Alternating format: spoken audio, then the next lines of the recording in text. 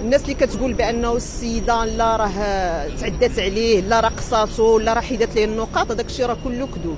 راه القصه الحقيقيه انه بانه راه نوع من التحرش، يعني ستاجير كان كيصيفط لها ميساجات البساله بانه راه تتعجبو، ولا هي كان رده الفعل ديالها راه رده الفعل ديال اي امراه يعني مغربيه حره راه ما غتقبلش ديك المسائل.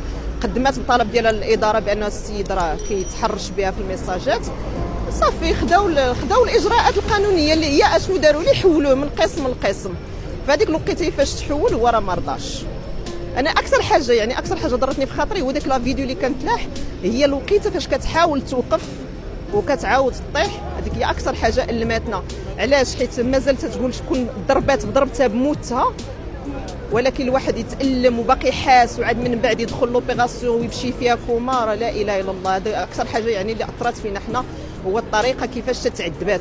حنا كنطالبوا بان هذاك المتدرب اقصى العقوبات، يعني خاص القانون يتاخذ في حقه، ماشي يتجاوزوا عليه ولا يدفعوا شواهد طبيه ولا يقولوا راه السيد راه مريض نفسيا. راه ما كاينش شي واحد مريض نفسيا كيدير جريمه مع سبق الاصرار والترصد باش تجي توقف لها حدا باب المدرسه وتجيب يعني الاله اللي غتضربها بها.